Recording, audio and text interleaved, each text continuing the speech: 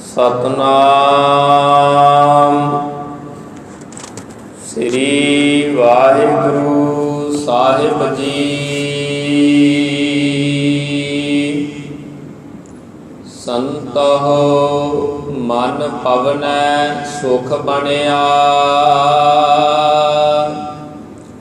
ਕਿਛ ਜੋਗ ਪ੍ਰਾਪਤ ਗਣਿਆ। ਸੰਤਹੁ ਮਨ ਪਵਨੈ ਸੁਖ ਬਣਿਆ, ਕਿਛ ਜੋਗ ਪ੍ਰਾਪਤ ਗਣਿਆ।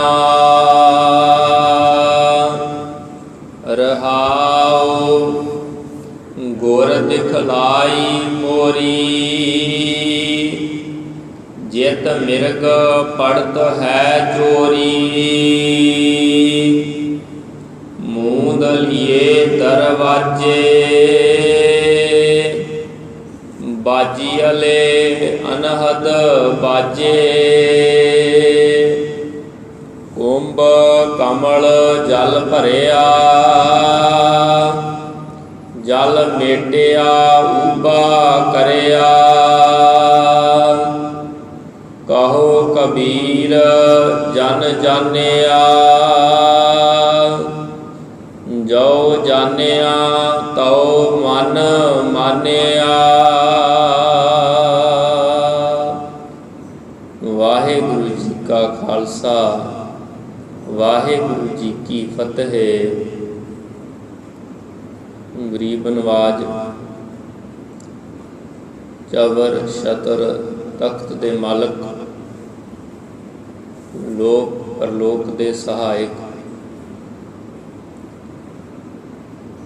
ਜੁਗੋ ਜੁਗ ਅਟਲ ਪਾਤਸ਼ਾਹ ਧੰਨ ਧੰਨ ਸਾਹਿਬ ਸ੍ਰੀ ਗੁਰੂ ਗ੍ਰੰਥ ਸਾਹਿਬ ਸੱਚੇ ਪਾਤਸ਼ਾਹ ਜੀ ਦੀ ਪਾਵਨ ਗੋਦ ਵਿੱਚ ਜੁੜ ਬੈਠੇ ਅਤੀ ਸਤਿਕਾਰਯੋਗ ਗੁਰੂ ਸਵਾਰੇ ਸਤਸੰਗੀ ਗੁਰਮੁਖ ਜਨੋ, ਸਭ ਵਡਭਾਗੀ ਹਾਂ। ਅਕਾਲ ਪੁਰਖ ਜੀ ਦੀ ਅਪਾਰ ਕਿਰਪਾ ਸਦਕਾ ਆਪਾਂ ਸਭ ਨੂੰ ਧੰਨ ਧੰਨ ਬਾਬਾ ਬੁੱਢਾ ਸਾਹਿਬ ਜੀ ਦੇ ਇਸ ਪਾਵਨ ਸਥਾਨ ਅੰਦਰ ਗੁਰੂ ਗੋਦ ਵਿੱਚ ਜੁੜ ਬੈਠਣ ਦਾ, ਹਰ ਜਸ ਗਾਇਨ ਕਰਨ ਦਾ, ਸਰਵਣ ਕਰਨ ਦਾ ਇਹ ਵਡਮੁੱਲਾ ਸੁਭਾਗ ਸਮਾਂ ਪ੍ਰਾਪਤ ਹੋਇਆ ਹੈ। ਅੰਮ੍ਰਿਤ ਵੇਲੇ ਤੋਂ ਆਪ ਜੀ ਨੇ ਗੁਰੂ ਚਰਨਾਂ ਵਿੱਚ ਜੁੜ ਬੈਠ ਕੇ ਅੰਮ੍ਰਿਤ ਗੁਰਬਾਣੀ ਦਾ ਲਾਹਾ ਲੈ ਕੇ ਮਾਲਕ ਵੱਲੋਂ ਬਖਸ਼ਿਸ਼ ਇਸ ਮਨੁੱਖਾ ਦੇਹੀ ਨੂੰ ਸਫਲ ਬਣਾਇਆ ਹੈ। ਆਓ ਮਨ ਬਿਰਤੀਆਂ ਨੂੰ ਇਕਾਗਰ ਕਰੀਏ ਅਤੇ ਜੋ ਰੋਜ਼ਾਨਾ ਹੀ ਸਤਿਗੁਰਾਂ ਦੀ ਪਾਵਨ ਬਾਣੀ ਦੀ ਲੜੀਵਾਰ ਕਥਾ ਵਿਚਾਰ ਦੇ ਨਾਲ ਆਪਾਂ ਗੁਰੂ ਕਿਰਪਾ ਸਦਕਾ ਸਾਂਝ ਪਾਉਂਦੇ ਹਾਂ। ਅੱਜ ਦਾ ਜੋ ਇਹ ਪਾਵਨ ਸ਼ਬਦ ਗੁਰਦੇਵ ਪਾਤਸ਼ਾਹ ਜੀ ਨੇ ਬਖਸ਼ਿਸ਼ ਕੀਤਾ ਹੈ, ਇਸ ਪਾਵਨ ਸ਼ਬਦ ਦੀ ਵਿਚਾਰ ਨਾਲ ਜੁੜਨ ਦਾ ਯਤਨ ਕਰੀਏ। ਇਹ ਅੰਮ੍ਰਿਤ ਬਚਨ ਭਗਤ ਕਬੀਰ ਸਾਹਿਬ ਜੀ ਦੀ ਰਸਨਾ ਤੋਂ ਉਚਾਰਨ ਕੀਤਾ ਹੋਇਆ ਸੋਰਠ ਰਾਗ ਦੇ ਅੰਦਰ ਗੁਰੂ ਗ੍ਰੰਥ ਸਾਹਿਬ ਜੀ ਦੇ 656 ਅੰਗ ਤੇ ਸ਼ੋਭਨੀਕ ਹੈ। ਅੱਜ ਦੇ ਇਸ ਪਾਵਨ ਸ਼ਬਦ ਦੇ ਅੰਦਰ ਭਗਤ ਕਬੀਰ ਸਾਹਿਬ ਜੀ ਨੇ ਸਾਡੇ ਇਸ ਮਨ ਦੀ ਗੱਲ ਕੀਤੀ ਹੈ ਕਿ ਇਹ ਜੋ ਮਨੁੱਖ ਦਾ ਮਨ ਹੈ ਨਾ, ਇਹ ਹਵਾ ਵਾਂਗ ਹੈ। ਹਵਾ ਦਿਸਦੀ ਨਹੀਂ ਹੈ ਪਰ ਮਹਿਸੂਸ ਹੁੰਦੀ ਹੈ। ਬਿਲਕੁਲ ਇਸੇ ਤਰ੍ਹਾਂ ਹੀ ਜੇ ਕੋਈ ਕਵੇ ਕਿ ਮੈਂ ਮਨ ਦਾ ਆਪਰੇਸ਼ਨ ਕਰਕੇ ਇਹਨੂੰ ਠੀਕ ਕਰ ਦੇਵਾਂ, ਕਿੰਨੀਆਂ ਅੱਜ ਮੈਡੀਕਲ ਸਾਇੰਸ ਨੇ ਕਿੰਨੀ ਤਰੱਕੀ ਕੀਤੀ ਹੈ ਕਿੰਨੇ ਕਿੰਨੇ ਵੱਡੇ ਜੰਤਰ ਬਣਾ ਦਿੱਤੇ ਨੇ, ਜਿਨ੍ਹਾਂ ਦੇ ਸਰੀਰ ਦਾ ਹਰ ਇੱਕ ਅੰਗ ਜਿਹਦੇ ਨਾਲ ਵੇਖਿਆ ਜਾ ਸਕਦਾ ਹੈ, ਆਪਰੇਸ਼ਨ ਕੀਤਾ ਜਾ ਸਕਦਾ ਹੈ, ਬਦਲੇ ਜਾ ਸਕਦੇ ਨੇ ਅੰਗ, ਬਾਈਪਾਸ ਸਰਜਰੀਆਂ, ਹੋਰ ਬਹੁਤ ਕੁਝ ਹੈ।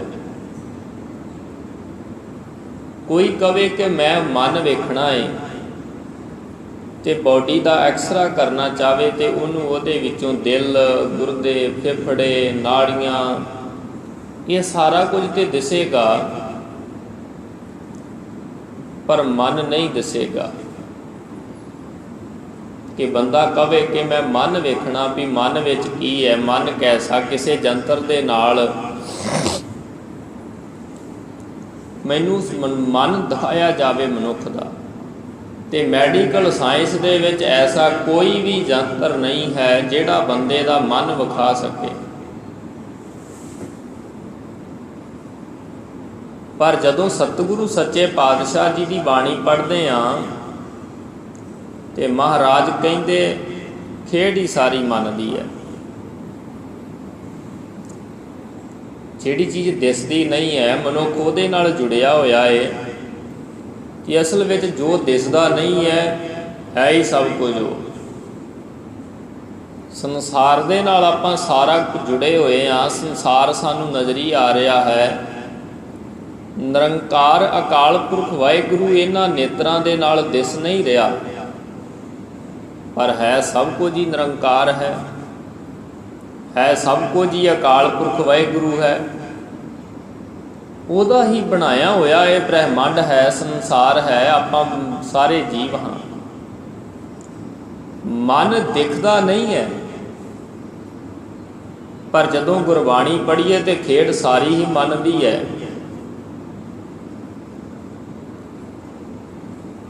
ਤੇ ਮਨ ਦੀ ਖੇਡ ਨੂੰ ਨਾ ਸਮਝਣ ਵਾਲਿਆਂ ਨੇ ਤਨ ਦੇ ਨਾਲ ਬੜੀਆਂ ਖੇਡਾਂ ਰਚੀਆਂ। ਕਈ ਸਾਲਾਂ ਤੱਕ ਇਸ ਮਨ ਦੀ ਖੇਡ ਨੂੰ ਸਮਝਣ ਦੇ ਵਾਸਤੇ ਕੋਈ ਧੂਣੀਆਂ ਲਾ ਕੇ ਬੈਠਾ ਰਿਹਾ, ਕੋਈ ਪੁੱਠਾ ਲਟਕਿਆ ਰਿਹਾ, ਕੋਈ ਜਲ ਧਾਰਾ ਕਰੀ ਬੈਠਾ ਰਿਹਾ, ਪਰ ਮਨ ਦੀ ਇਸ ਖੇਡ ਨੂੰ ਸਮਝ ਨਾ ਸਕੇ। ਕਿਉਂਕਿ ਮਨ ਦੇ ਕੋਲ ਸ਼ਕਤੀਆਂ ਬਹੁਤ ਨੇ, ਮਨ ਬਲਵਾਨ ਬਹੁਤ ਹੈ। ਗੁਰੂ ਸਾਹਿਬ ਜੀ ਨੇ ਖੇਡ ਸਮਝਾਈ ਇਸ ਮਨ ਦੀ। ਇਹ ਦੁਨੀਆ ਦੇ ਲੋਕੋ ਕੁਝ ਸਿੱਧੀ ਪ੍ਰਾਪਤ ਕਰਨ ਦੇ ਵਾਸਤੇ, ਕਿਉਂਕਿ ਸਤਿਗੁਰੂ ਮਹਾਰਾਜ ਜੀ ਨੇ ਬਚਨ ਕਹੇ ਕਿ ਭਾਵੇਂ ਕੋਈ ਯੋਗ ਕਰ ਰਿਹਾ ਸੀ, ਕੋਈ ਪੁੱਠਾ ਲਟਕਿਆ ਹੋਇਆ ਸੀ, ਕੋਈ ਜਲ ਧਾਰੇ ਕਰ ਰਿਹਾ ਸੀ, ਕੋਈ ਕਰਮ ਕਰ ਰਿਹਾ ਸੀ, ਅਨੇਕਾਂ ਸੰਸਾਰ ਤੇ ਕਰਮ, ਪਰ ਸਭੂ ਕੋ ਰਸ ਹਰ ਹੋ। ਸਾਰਿਆਂ ਦਾ ਮਕਸਦ ਤੇ ਇੱਕ ਸੀ ਨਾ, ਕਿ ਰੱਬ ਨੂੰ ਪ੍ਰਾਪਤ ਕਰਨਾ, ਰੱਬ ਦੇ ਨਾਮ ਦੇ ਨਾਲ ਜੁੜਨਾ, ਉਹ ਆਨੰਦ, ਉਹ ਰਸ ਪ੍ਰਾਪਤ ਕਰਨਾ, ਮਕਸਦ ਸਾਰਿਆਂ ਦਾ ਇੱਕ ਸੀ। ਜਿਵੇਂ ਆਪਾਂ ਕਹਿ ਲਈਏ ਕਿ ਜਾਣਾ ਅਸੀਂ ਇੱਕ ਹੀ ਸ਼ਹਿਰ ਦੇ ਵਿੱਚ ਹੋਵੇ, ਇੱਥੋਂ ਅੰਮ੍ਰਿਤਸਰ ਸਾਹਿਬ ਜਾਣਾ ਹੋਵੇ ਤੇ ਮੰਜ਼ਲਾਂ ਵੱਖ-ਵੱਖ, ਕੋਈ ਰਾਹ ਕਿਸੇ ਨੂੰ ਪੈ ਗਿਆ, ਕੋਈ ਵਿੰਗੇ ਟੇਢੇ ਰਾਹ, ਕੋਈ ਕਿਸੇ ਰਾਹ, ਕੋਈ ਕਿਸੇ ਰਾਹ, ਤੇ ਕਿਸੇ ਭਲੇ ਪੁਰਸ਼ ਨੇ ਇੱਕ ਸਿੱਧਾ ਰਾਹ ਦੱਸਿਆ ਹੋਵੇ ਕਿ ਆਹ ਸਾਰੇ ਤੇ ਵਿੰਗੇ ਟੇਢਿਆਂ ਰਾਹਾਂ ਤੇ ਪਿਆ, ਇਸ ਰੋਡ ਦੇ ਉੱਤੇ ਚੜ੍ਹ ਜਾਏ, ਸਿੱਧਾ ਹੀ ਤੈਨੂੰ ਅੰਮ੍ਰਿਤਸਰ ਸਾਹਿਬ ਲੈ ਜਾਵੇਗਾ। ਸਤਿਗੁਰੂ ਸੱਚੇ ਪਾਤਸ਼ਾਹ ਨੇ ਕਿਰਪਾ ਕੀਤੀ, ਖੇਡ ਸਮਝਾਈ ਇਸ ਮਨ ਦੀ। ਤੁਸੀਂ ਤਨ ਨੂੰ ਗਾਲਣ ਤੇ ਠਾਰਨ ਤੇ ਲੱਗੇ ਰਹੇ, ਤਪਾਉਣ ਤੇ ਠਾਰਨ ਤੇ ਲੱਗੇ ਰਹੇ, ਖੇਡ ਹੈ ਇਸ ਮਨ ਦੀ। ਮਨ ਦੀ ਖੇਡ ਨੂੰ ਸਮਝਾਇਆ। ਭਗਤ ਕਬੀਰ ਸਾਹਿਬ ਜੀ ਵਰਗਿਆਂ ਨੇ ਅੰਮ੍ਰਿਤ ਬਚਨਾਂ ਰਾਹੀਂ ਸਾਨੂੰ ਇਹ ਸਮਝਾਇਆ, ਮਮਾ ਮਨ ਸਿਉ ਕਾਜ ਹੈ, ਮਨ ਸਾਧੈ ਸਿਧ ਹੋਏ, ਮਨ ਹੀ ਮਨ ਸਿਉ ਕਹੈ ਕਬੀਰਾ, ਮਨ ਸਾ ਮਿਲਿਆ ਨਾ ਕੋਏ। ਕੰਮ ਤੇ ਸਾਰਾ ਕਹਿੰਦੇ ਮਨ ਦਾ ਏ, ਤੇ ਮਨ ਨੂੰ ਸਾਧਨ ਦੇ ਨਾਲ ਹੀ ਸਾਰੀ ਖੇਡ ਰਾਸ ਹੋਣੀ ਹੈ। ਪਰ ਕਹਿੰਦੇ ਮਨ ਕੈਸਾ ਹੈ? ਭਗਤ ਕਬੀਰ ਸਾਹਿਬ ਕਹਿਣ ਲੱਗੇ, ਇਹ ਮਨ ਸ਼ਕਤੀ। ਕਹਿੰਦੇ ਇਹ ਮਨ ਸ਼ਕਤੀ ਦਾ ਅਰਥ ਹੈ ਮਾਇਆ। ਕਹਿੰਦੇ ਜਦੋਂ ਤੇ ਇਹ ਸੰਸਾਰ ਦੀ ਇਸ ਮਾਇਆ ਦੇ ਵਿੱਚ परच जाता है तो मन माया का ही रूप हो जाता है। मन माया का ही रूप हो गया। ये मन शक्ति, ये मन सीओ। ते जदों ये जिहड़ा मन है अपने असले नूं जान लैंदा है, गुरु दे दसे मार्ग ते चल के मन तू जोत स्वरूप है अपना मूल पछाण, ते उदों ये जो मन है फिर सीओ का अर्थ है शिव भाव आनंद, आनंद स्वरूप हो जाता है। जदों ये मन खत्म हो जाता है उदों रब ही रब, आनंद ही आनंद, सुख ही सुख। ये मन शक्ति, ये मन सीओ, ये मन पंच तत्त को जियो। ते कहते जदों ये पंजां तत्तां दे शरीर दे नाल लगा हुंदा है उदों ये मन अपने आप नूं शरीर ही समझदा है कि मैं शरीर हाँ, मैं शरीर हाँ। पर सच्चे पातशाह कहते कदी गौ दे नाल विचार करके वेख, तू शरीर नहीं है। तेरी शरीर दे नालों एक अड होंद है, एक वखरी हस्ती है। कदी विचारिया है कि जदों आपां ये गल कहने आए मेरा घर है, मेरा परिवार है, मेरा शरीर है, मेरी गड्डी है, तो ख्याल पैदा हुंदा है मन विच भी मेरा घर है मतलब मैं घर नहीं हाँ, मेरा शरीर है मतलब मैं शरीर भी नहीं हाँ। असीं कदी ये नहीं कहा भी मैं शरीर नहीं ठीक, असीं कहने मेरा शरीर नहीं ठीक। मेरा घर मैं घर नहीं हाँ, मेरी गड्डी मैं गड्डी नहीं हाँ, मेरा शरीर मैं शरीर भी नहीं हाँ, फिर मैं की हाँ। ते पातशाह कहंदे मन तू जोत स्वरूप है अपना मूल पछाण, अपने मूल नूं पछानना कर, तू जोत स्वरूप है। कहो कबीर ये राम की अंश, सो प्रभ दूर नाही प्रभ तू है। ये तेरा मूल है, नेड़ा है नाही दूर, निज आत्मा रहा प्रभु। कह लगे पर ये मन ने जदों अपने असले नूं अपने मूल नूं विसार दिता तो ये मन फिर पंच तत्त को जियो, फिर अपने आप नूं शरीर समझन लग पैंदा है। ते फिर जदों शरीर समझ लगदा है फिर शरीर दीयां जिहड़ियां लोड़ां ने वो पूर्तियां करदा, पूर्ण करदा है। ये शरीर महाराज ने एक घर दी न्याई परमात्मा ने बनाया, इनू दरवाजे ला दिते, ये अखां ला दित्तियां, ये नासका ला दिती, ये जबान, ये कान, ये सारे इंद्रे लाए ने, ये दे दरवाजे ने। ते गुरुदेव पातशाह जी कहते ने जिहबा इंद्री एक सुवाओ, कि जबान आदक जिन्ने भी इंद्रे ने ना इन्हां सारियां नूं एक एक रस लगा होया है। चमड़ी का रस है स्पर्श करना, नेत्रां का रस है माड़ा वेखण का रस है नेत्रां, कन्नां नूं सुणन का रस लगा होया, जबान नूं भी रस लगा होया है चुगली निंदिया का पदार्थां का। जिहवा इंद्री एक सुआओ, जबान तो लैके जितनियां भी इंद्रियां ने इन्हां नूं एक एक रस लगा होया है। तो ये मान लो जितनियां भी इंद्रियां ने ना, ये इस तरह है कि जिमें एक राजा होवे ते राजे की प्रजा हुंदी है, मन राजा है ते जितने भी इंद्रे ने ये सारे इहदी प्रजा है, ये सारे इहदी प्रजा है, मन राजा है। ते कहंदे इंद्रे इहदी प्रजा है। हुण राजा तां ही हुंदा है जे प्रजा होवे, प्रजा तो बगैर राजा नहीं है, वो राज किस ते करेगा।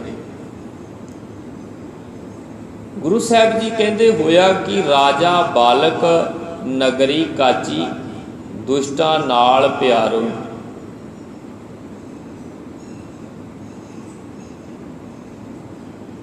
कहंदे कि राजा जिहड़ा सी ना, ये बालक मन इयाणा है, ये शरीर रूपी एक कच्चा नगर है, तो इस ਇਆਣੇ ਬਾਲਕ ਇਆਣੇ ਰਾਜੇ ਮਨ ਦਾ ਦੁਸ਼ਟਾਂ ਦੇ ਨਾਲ ਪਿਆਰ ਪੈ ਗਿਆ, ਵਕਾਰਾਂ ਦੇ ਨਾਲ ਪਿਆਰ ਪੈ ਗਿਆ ਹੈ। ਦੁਸ਼ਟਾਂ ਨਾਲ ਪਿਆਰੋ ਦੋਏ ਮਾਈ ਦੋਏ ਬਾਪਾ ਕਹੀਐ, ਪੰਡਿਤ ਦੇਹੋ ਵਿਚਾਰੋ। ਸੁਆਮੀ ਪੰਡਤਾ ਦੇਹੋ ਮਤੀ, ਕਿਨ ਬਿਦ ਪਾਮੂ ਪ੍ਰਾਣਪਤੀ। ਕਹਿੰਦੇ ਇਹਦਾ ਦੁਸ਼ਟਾਂ ਦੇ ਨਾਲ ਪਿਆਰ ਪੈ ਗਿਆ ਇਸ ਇਆਣੇ ਬਾਲਕ ਦਾ। ਇਆਣੇ ਜਿਹੜਾ ਰਾਜਾ ਬਾਲਕ ਹੈ। ਤੇ ਗੁਰੂ ਸਾਹਿਬ ਜੀ ਨੇ ਕਿਹਾ ਇਹ ਬਾਲਕ ਮਨ ਜਿਹੜਾ ਹੈ ਨਾ, ਗੁਰੂ ਦੇ ਸ਼ਬਦ ਤੋਂ ਬਗੈਰ ਇਆਣਾ ਹੈ। ਤੇ ਸਤਿਗੁਰੂ ਜੀ ਨੇ ਆਸਾ ਦੀ ਵਾਰ ਦੇ ਵਿੱਚ ਸਮਝਾਇਆ, ਕਹਿੰਦੇ ਐ ਮਨੁੱਖ ਤੂੰ ਇਆਣੇ ਦੇ ਨਾਲ ਦੋਸਤੀ ਪਾ ਕੇ ਬੈਠਾ ਹੈ, ਇਆਣੇ ਮਨ ਦੇ ਨਾਲ। ਤੇ ਇਆਣੇ ਮਨ ਦੇ ਨਾਲ ਦੋਸਤੀ ਪਾਇਆ ਕਦੀ ਰਾਸ ਨਹੀਂ ਆਉਂਦੀ। ਇੱਕ ਗੱਲ ਨੂੰ ਯਾਦ ਰੱਖੀ, ਇਆਣੇ ਬੰਦੇ ਦੇ ਨਾਲ ਜਿਵੇਂ ਬਾਹਰੀ ਤੌਰ ਤੇ ਵੀ ਦੋਸਤੀ ਪਾਈਏ ਤੇ ਰਾਸ ਨਹੀਂ ਆਉਂਦੀ, ਇਸ ਤਰ੍ਹਾਂ ਇਆਣੇ ਦੇ ਨਾਲ ਮਨ ਵੀ ਇਆਣਾ ਹੈ, ਤੂੰ ਇਹਦੇ ਨਾਲ ਦੋਸਤੀ ਪਾਈ ਹੈ, ਤੇਰੀ ਰਾਸ ਨਹੀਂ ਆਵੇਗੀ। ਜੋ ਮਨ ਕਹਿੰਦਾ ਤੂੰ ਉਹ ਕਰ ਰਿਹਾ ਹੈ। ਸਾਡੇ ਅਕਸਰ ਇਸ ਸਾਡੇ ਬੋਲ ਰਚ ਗਏ ਨੇ ਨਾ, ਅੱਜ ਮਨ ਕਰਦਾ ਆਹ ਖਾ ਲਵਾਂ, ਅੱਜ ਮਨ ਇਸ ਤਰ੍ਹਾਂ ਕਰਦਾ ਏ, ਅੱਜ ਮਨ ਕਹਿੰਦਾ ਆਹ ਕੰਮ ਕਰਨ ਨੂੰ ਜੀ ਕਰ ਰਿਹਾ। ਸਾਰਾ ਦਿਨ ਮਨ ਦੇ ਹੀ ਮਗਰ ਚੱਲ ਰਹੇ ਆ। ਤੇ ਗੁਰੂ ਸਾਹਿਬ ਕਹਿਣ ਲੱਗੇ ਨਾਲ ਇਆਣੇ ਦੋਸਤੀ ਕਦੇ ਨਾ ਆਵੇ ਰਾਸ। ਕਹਿੰਦੇ ਕਿ ਇਆਣੇ ਮਨ ਦੇ ਨਾਲ ਕਦੇ ਦੋਸਤੀ ਰਾਸ ਨਹੀਂ ਆਵੇਗੀ।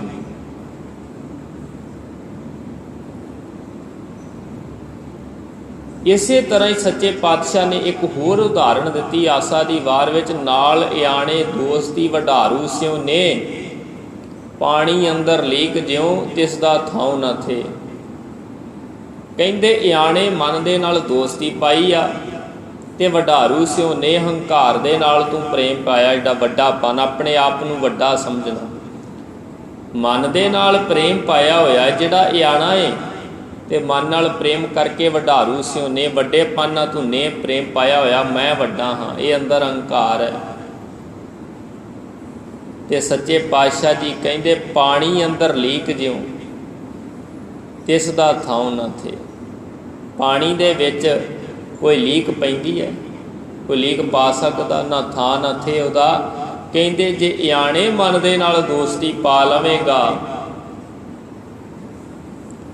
ਤੇ ਇੱਕ ਗੱਲ ਨੂੰ ਯਾਦ ਰੱਖੀ, ਹੰਕਾਰ ਦੇ ਨਾਲ ਪ੍ਰੇਮ ਪਾਈ ਬੈਠਾ ਰਵੇਂਗਾ ਤੇ ਆਤਮਿਕ ਸੁੱਖ ਦਾ ਥਾਂ ਤੇ ਇੱਥੇ ਵੀ ਪ੍ਰਾਪਤ ਨਹੀਂ ਹੋਵੇਗਾ। ਤੇਰੇ ਮਨ ਨੂੰ ਕਿਤੇ ਸੁੱਖ ਦੀ ਇੱਕ ਕਿਣਕਾ ਮਾਤਰ ਵੀ ਸਮਝ ਨਹੀਂ ਪਵੇਗੀ, ਕਿਉਂਕਿ ਤੂੰ ਇਆਣੇ ਮਨ ਦੇ ਨਾਲ ਦੋਸਤੀ ਪਾਈ ਹੋਈ ਹੈ। ਮਨਮੁਖ ਸਿਉ ਕਰ ਦੋਸਤੀ, ਸੁਖ ਕੇ ਪੁੱਛੈ ਮਿੱਤ। ਮਨ ਵੱਲ ਮੁਖ ਕਰਕੇ ਜਾਂ ਮਨਮੁਖ ਦੇ ਨਾਲ ਕਰਕੇ ਕਹਿੰਦੇ ਸੁੱਖ ਕਿੱਥੇ ਹੈ। ਇਹ ਤੇ ਮਹਾਰਾਜ ਕਹਿੰਦੇ ਤੈਨੂੰ ਇੱਕ ਕੰਮ ਕਰਨਾ ਪੈਣਾ, ਮਨ ਹੀ ਨਾਲ ਝਗੜਾ, ਮਨ ਹੀ ਨਾਲ ਸੱਥ, ਮਨ ਹੀ ਮੰਝ ਸਮਾਏ। ਕਹਿੰਦੇ ਆਪਣੇ ਮਨ ਦੇ ਮਗਰ ਨਹੀਂ ਲੱਗਣਾ, ਮਨ ਦੇ ਨਾਲ ਝਗੜਾ ਕਰਨਾ ਪੈਣਾ ਹੈ ਕਿ ਐ ਮਨ ਤੂੰ ਆਹ ਕਹਿੰਦਾ ਹੈ ਤੇ ਮੈਂ ਆਹ ਕਰਨਾ ਹੈ, ਮੇਰਾ ਗੁਰੂ ਆਹ ਕਹਿੰਦਾ ਹੈ, ਵਿੱਚ ਗੁਰੂ ਲੈ ਕੇ ਆਉਣਾ ਪੈਣਾ ਹੈ। ਮਨ ਦੇ ਨਾਲ ਝਗੜੇ ਤੇ ਬਸ ਗੁਰੂ ਸਾਹਿਬ ਦੀ ਸਾਰੀ ਬਾਣੀ ਇਹ ਦੋ ਕੈਟਾਗਰੀਆਂ, ਦੋ ਬਿਰਤੀਆਂ ਨੇ। ਇੱਕ ਗੁਰਮੁਖ ਹੈ, ਇੱਕ ਮਨਮੁਖ ਹੈ। ਉਹਨੂੰ ਸੁਹਾਗਣ ਵੀ ਕਿਹਾ ਹੈ, ਦੁਹਾਗਣ ਵੀ ਕਿਹਾ ਹੈ। ਗੁਰਮੁਖ ਜਿਹਨੇ ਮੁਖ ਗੁਰੂ ਵੱਲ ਕਰ ਲਿਆ ਤੇ ਮਨਮੁਖ ਜਿਹਦਾ ਮਨ ਗੁਰੂ ਮੁਖ, ਜਿਹਦਾ ਮੁਖ ਮਨ ਵੱਲ ਰਿਹਾ। ਸਤਿਗੁਰੂ ਕਹਿੰਦੇ ਮਨ ਵੱਲ ਮੁਖ ਨਹੀਂ ਕਰਨਾ, ਇਹਦੇ ਵੱਲੋਂ ਮੁਖ ਮੋੜ, ਇਹਦੇ ਨਾਲ ਝਗੜਾ ਕਰ। ਜੋ ਇਹ ਤੈਨੂੰ ਕਹਿੰਦਾ ਤੂੰ ਕਹਿ ਮੈਂ ਨਹੀਂ ਕਰਨਾ, ਇਹਨੇ ਤੇਰੇ ਤੇ ਫਿਰ ਜ਼ੋਰ ਪਾਉਣਾ ਹੈ ਤੇ ਤੂੰ ਆਪਣੇ ਗੁਰੂ ਦਾ ਓਟ ਆਸਰਾ ਲੈ ਕੇ ਫਤਿਹ ਭਈ ਮਨ ਜੀ, ਤੇ ਇਸ ਮਨ ਦੇ ਉੱਤੇ ਫਤਿਹ ਹਾਸਲ ਕਰਨੀ ਹੈ। ਝਗੜੇ ਤੋਂ ਬਾਅਦ ਹੀ ਜਿੱਤ ਮਿਲਦੀ ਹੈ ਨਾ, ਪਹਿਲਾਂ ਝਗੜਾ ਹੋਵੇਗਾ, ਅਜੇ ਤੇ ਮਨ ਦੇ ਮਗਰ ਹੀ ਲੱਗੇ ਪਏ ਆ। ਜੋ ਮਨ ਕਹਿੰਦਾ ਉਹ ਕਰੇਗਾ, ਫਿਰ ਮਨ ਦੇ ਉਲਟ ਚੱਲਾਂਗੇ ਕਿ ਮੈਂ ਮਨ ਦੇ ਮਗਰ ਨਹੀਂ ਲੱਗਣਾ, ਮੈਂ ਗੁਰੂ ਨਾਲ ਲੱਗਣਾ। ਫਿਰ ਉਦੋਂ ਝਗੜਾ ਪੈਦਾ ਹੋਣਾ ਤੇ ਫਿਰ ਝਗੜੇ ਵਿੱਚ ਵੀ ਜਿਹਦੇ ਕੋਲ ਤਾਕਤ ਜ਼ਿਆਦਾ ਹੋਵੇ ਉਹ ਜਿੱਤਦਾ ਬੜਾ ਹੈ। ਉਹ ਹੀ ਜਿੱਤਦਾ ਜਿਹਦੇ ਕੋਲ ਜ਼ਿਆਦਾ ਪਾਵਰ, ਜਿਹਦੇ ਕੋਲ ਜ਼ਿਆਦਾ ਤਾਕਤ ਹੈ। ਤੇ ਮਨ ਬਹੁਤ ਬਲਵਾਨ ਹੈ, ਇਕੱਲਾ ਮਨ ਉੱਤੇ ਆਪ ਬੰਦਾ ਫਤਿਹ ਨਹੀਂ ਪਾ ਸਕਦਾ। ਫਿਰ ਕੀ ਕੀਤਾ ਜਾਵੇ? ਫਿਰ ਗੁਰੂ ਦੇ ਚਰਨਾਂ ਦਾ ਓਟ ਆਸਰਾ ਲਈਏ। ਗੁਰੂ ਤੇਗ ਬਹਾਦਰ ਜੀ ਨੇ ਫਿਰ ਸਾਨੂੰ ਬੇਨਤੀ ਕਰਨ ਦੀ ਜਾਚ ਦੱਸੀ ਹੈ ਨਾ, ਕਿ ਜਦੋਂ ਮਨ 'ਤੇ ਕੋਈ ਜ਼ੋਰ ਨਾ ਚੱਲੇ, ਕੋਈ ਕਾਬੂ ਨਾ ਚੱਲੇ, ਤੇ ਫਿਰ ਬੇਨਤੀ ਕਰੋ, ਯਹ ਮਨ ਨੈਕ ਨ ਕਹਿਓ ਕਰੈ, ਸੀਖ ਸਿਖਾਏ ਰਹਿਓ ਆਪਣੀ ਸੀ, ਦੁਰਮਤ ਤੇ ਨਾ ਟਰੈ। ਇਹ ਸੱਚੇ ਪਾਤਸ਼ਾਹ, ਮੇਰਾ ਕੋਈ ਮਨ 'ਤੇ ਕਾਬੂ ਨਹੀਂ ਹੈ। ਜੋ ਤੁਸੀਂ ਕਹਿੰਦੇ ਹੋ, ਜੋ ਮੈਂ ਕਰਾਉਣਾ ਚਾਹੁੰਦਾ, ਇਹ ਮਨ ਨਹੀਂ ਕਰਦਾ। ਬੜੀਆਂ ਸਿੱਖਿਆ ਸਿਖਾਈਆਂ, ਇਹ ਦੁਰਮਤ ਤੋਂ ਟਲਦਾ ਹੀ ਨਹੀਂ ਹੈ, ਟਲਦਾ ਹੀ ਨਹੀਂ ਹੈ। ਇਹਦੇ ਨਾਲ ਘੋਲ ਰਿਹਾ, ਤੁਸੀਂ ਕਿਰਪਾ ਕਰੋ। ਤੇ ਫਿਰ ਇੱਕ ਬਚਨ ਅਸੀਂ ਪੜ੍ਹਦੇ ਹਾਂ ਨਾ, ਜਿਹਦੇ ਵਿੱਚ ਮਨ ਦੀ ਖੇਡ ਨੂੰ ਇੱਕ ਪਿੜ ਦੇ ਰੂਪ ਦੇ ਵਿੱਚ ਸੱਚੇ ਪਾਤਸ਼ਾਹ ਨੇ ਬਿਆਨ ਕੀਤਾ ਹੈ। ਮਲ ਲੱਥੇ ਲੈਂਦੇ ਫੇਰੀਆਂ, ਵਾਤ ਵੰਜਨ ਧਮਕ ਭੇਰੀਆਂ। ਫਿਰ ਕਹਿੰਦੇ ਜਦੋਂ ਗੁਰੂ ਦੇ ਚਰਨਾਂ ਦਾ ਓਟ ਆਸਰਾ ਲਿਆ, ਇੱਕ ਪਾਸੇ ਪੰਜ, ਇੱਕ ਪਾਸੇ ਮਨ ਇਕੱਲਾ ਸੀ, ਦੂਜੇ ਪਾਸੇ ਮਨ ਦੇ ਅਗਲੇ ਬੜੇ ਤਗੜੇ ਪੰਜ ਜਰਨੈਲ, ਕਾਮ ਕ੍ਰੋਧ ਲੋਭ ਮੋਹ ਹੰਕਾਰ। ਪਰ ਜਦੋਂ ਗੁਰੂ ਨੇ ਪਿੱਠ 'ਤੇ ਥਾਪੀ ਦਿੱਤੀ, ਫਿਰ ਨੇਤੇ ਪੰਜ ਜਵਾਨ ਮੈਂ ਗੁਰ ਥਾਪੀ ਦਿੱਤੀ ਕੰਡ ਜੀਓ। ਪੰਜਾਂ ਨੂੰ ਨੇ ਕੇ ਰੱਖ ਦਿੱਤਾ, ਫੇਕ ਕੇ ਰੱਖ ਦਿੱਤਾ, ਜਦੋਂ ਗੁਰੂ ਨੇ ਪਿੱਠ 'ਤੇ ਥਾਪੜਾ ਦਿੱਤਾ ਗੁਰੂ ਦੀ ਕਿਰਪਾ ਦੇ ਨਾਲ। ਭਗਤ ਕਬੀਰ ਸਾਹਿਬ ਗੁਰੂ ਸਾਹਿਬ ਕਹਿਣ ਲੱਗੇ, ਮਨ ਹੀ ਨਾਲ ਝਗੜਾ, ਮਨ ਦੇ ਨਾਲ ਝਗੜਾ ਕਰਨਾ, ਮਨ ਹੀ ਨਾਲ ਸੱਥ। ਤੇ ਕਹਿਣ ਲੱਗੇ ਮਨ ਨੂੰ ਫਿਰ ਸੱਤ ਅਰਥ ਸਮਝਾਉਣਾ ਏ ਕਿ ਭਲਿਆ ਇਹ ਰਾਹ ਉਜਾੜਦਾ ਹੈ, ਗੁਰੂ ਦਾ ਰਾਹ ਆਨੰਦ ਦਾ ਹੈ, ਗੁਰੂ ਦਾ ਮਾਰਗ ਸੁੱਖ ਦਾ ਹੈ। ਇੱਕ ਵਿਦਵਾਨ ਨੇ ਬਚਨ ਕਹਿਣਾ, ਮਨ ਕੇ ਮਤ ਨ ਚੱਲੀਐ, ਮਨ ਕੇ ਮਤ ਅਨੇਕ, ਮਨ ਕੇ ਮਾਰੇ ਮਰ ਗਏ, ਕਾਜੀ ਮੁੱਲਾ ਸ਼ੇਖ। ਵੱਡੇ ਵੱਡੇ ਮਰ ਗਏ, ਪਰਥਰੀ ਰਾਜੇ ਵਰਗੇ ਸਾਰਾ ਕੁਝ ਤਿਆਗ ਕਰਕੇ, ਘਰ ਬਾਰ ਰਾਜ ਭਾਗ ਛੱਡ ਕੇ ਸੜਕ 'ਤੇ ਤੁਰੇ ਜਾ ਰਹੇ ਨੇ। ਤੇ ਕਿਸੇ ਨੇ ਪਾਣ ਖਾ ਕੇ ਥੁੱਕਿਆ ਹੋਇਆ ਹੈ, ਤੇ ਇਹਨਾਂ ਦੇ ਮਨ 'ਚ ਕੋਈ ਲਾਲ ਪਿਆ, ਉਹਨੂੰ ਫੜਨ ਲੱਗੇ ਹੱਥ ਲਿਬੜ ਗਿਆ। ਕਹਿੰਦੇ ਵਾਹ ਓਏ ਮਣਾ, ਰਾਜ ਭਾਗ ਸਾਰਾ ਛੱਡ ਕੇ ਡਿੱਗਾ ਵੀ ਆਣ ਕੇ ਤੇ ਇੱਕ ਗੰਦਗੀ ਤੇ। ਇਹ ਰਾਜ ਭਾਗ ਤਿਆਗਿਆ ਜਿਹੜੇ ਮਨ ਦੀ ਖੇਡ ਨੂੰ ਸਮਝ ਨਾ ਸਕੇ, ਘਰ-ਬਾਰ ਛੱਡ ਕੇ ਬੈਠ ਗਏ। ਮਹਾਤਮਾ ਬੁੱਧ ਜਿਸ ਦਿਨ ਰੱਬ ਦੀ ਬੰਦਗੀ ਵਿੱਚ ਜੁੜਿਆ ਨਾ, ਜਿਸ ਦਿਨ ਉਹਨੂੰ ਗਿਆਨ ਹੋਇਆ, ਜਦੋਂ ਆਪਣਾ ਇਹਨੇ ਘਰ-ਬਾਰ ਛੱਡਿਆ ਤੇ ਰੱਬ ਦੇ ਜੰਗਲਾਂ 'ਚ ਬੈਠ ਕੇ ਬੜਾ ਤਪ ਕੀਤਾ। ਇਹਨੇ ਅੱਧੀ ਰਾਤ ਨਾਲ ਘਰੋਂ ਨਿਕਲ ਗਿਆ, ਘਰ ਕਿਸੇ ਨੂੰ ਨਹੀਂ ਦੱਸਿਆ, ਬੜੀ ਬੰਦਗੀ ਕੀਤੀ, ਬੜਾ ਤਪ ਕੀਤਾ ਇਹਨੇ। ਸਰੀਰ ਇਹਦਾ ਸੁੱਕ ਗਿਆ, ਇੰਨਾ ਪਿੰਜਰ ਹੋ ਗਿਆ। ਤੇ ਕਹਿੰਦੇ ਕਿ ਜਦੋਂ ਇਹਦੇ ਸਰੀਰ ਉੱਤੇ ਐਂ ਬਾਂਹ 'ਤੇ ਹੱਥ ਮਾਰਦਾ, ਇਹਦੇ ਵਾਲ ਝੜ ਜਾਂਦੇ ਸੀ, ਰੰਗ ਪੀਲਾ ਪੈ ਗਿਆ, ਬਹੁਤ ਕਮਜ਼ੋਰ ਹੋ ਗਿਆ ਸਰੀਰ। ਜਿੱਥੇ ਤਪ ਕਰਦਾ ਸੀ, ਕਹਿੰਦੇ ਉਸ ਨਗਰ ਦੇ ਵਿੱਚ ਨਗਰ ਵਸਦਾ ਸੀ ਇੱਕ ਬੀਬੀ। ਕੀ ਕੀਤਾ ਉਹਨੇ? ਖੀਰ ਬਣਾ ਕੇ ਇਹਦੇ ਵਾਸਤੇ ਲੈ ਕੇ ਆਈ। ਇਹਨੇ ਬਹੁਤ ਥੋੜ੍ਹਾ ਜਿਹਾ ਖਾਣਾ, ਕਿਸੇ ਨੇ ਕੋਈ ਪ੍ਰਸ਼ਾਦਾ ਲੈ ਕੇ ਆਉਣਾ, ਕੁਝ ਬਣਾ ਕੇ, ਤੇ ਇਹਨੇ ਇੱਕ ਅੱਧਾ ਚਮਚਾ ਖਾ ਕੇ ਬਾਕੀ ਵਾਪਸ ਕਰ ਦੇਣਾ। ਕਹਿੰਦੇ ਇੱਕ ਦਿਨ ਉਹ ਬੀਬੀ ਖੀਰ ਬਣਾ ਕੇ ਲੈ ਕੇ ਆਈ। ਜਦੋਂ ਇਹਦੇ ਸਾਹਮਣੇ ਖੀਰ ਰੱਖੀ ਤੇ ਇਹਨੇ ਇੱਕ ਚਮਚਾ ਮੂੰਹ ਦੇ ਵਿੱਚ ਪਾਇਆ, ਤੇ ਲਾਗੋਂ ਦੀ ਕੋਈ ਸਾਧੂਆਂ ਦਾ ਟੋਲਾ ਲੰਘ ਰਿਹਾ ਸੀ। ਉਹ ਰੱਬ ਦੀ ਭਜਨ ਬੰਦਗੀ ਸੰਗੀਤ ਦੇ ਨਾਲ ਕਰਦੇ ਸਨ, ਉਹਨਾਂ ਕੋਲ ਸਾਜ਼ ਸਨ, ਉਹਨਾਂ ਦੀਆਂ ਤਾਰਾਂ ਕੱਸਣੀਆਂ ਉਹਨਾਂ ਨੇ। ਤੇ ਇੱਕ ਦੂਸਰੇ ਨੂੰ ਕਹਿ ਰਿਹਾ, ਜਦੋਂ ਉਹ ਆਪਣੇ ਸਾਜ਼ ਦੀਆਂ ਤਾਰਾਂ ਵਜਾਉਣ ਵਾਲੇ ਸਾਜ਼ ਦੀਆਂ ਤਾਰਾਂ ਕੱਸਣ ਲੱਗੇ ਨਾ,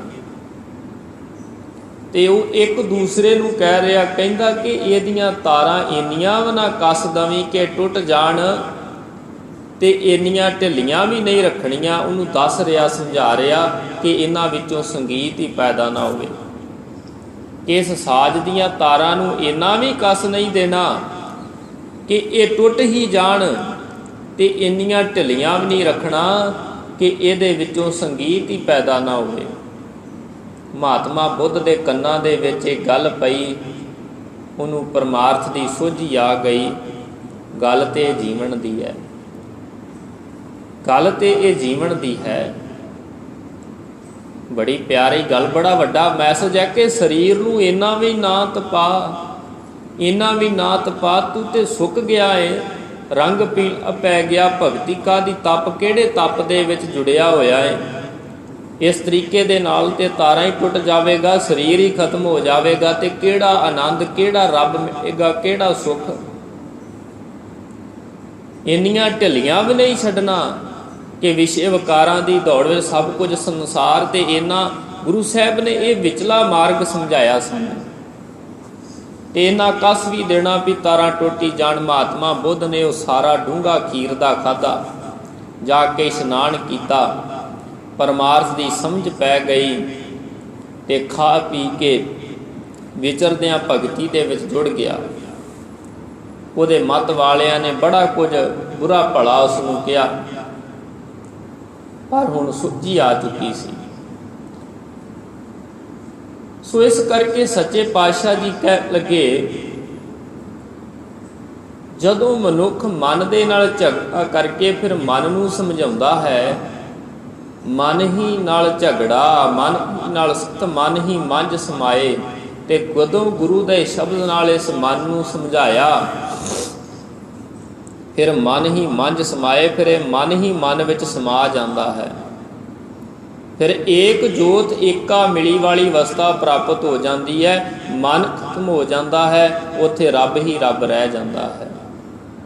भूला मन समझै गुर शब्दी, जदों गुरु दे शब्द दे नाल समझ गया, उत्थे फिर मन नहीं रहा, आपा नहीं रहा, उत्थे ख्याल नहीं रहे, बस एक खेड ही है। बस इसे नूं क्या टुक दम करारी जाओ करो, एक मात्र भी किते रुक जावे।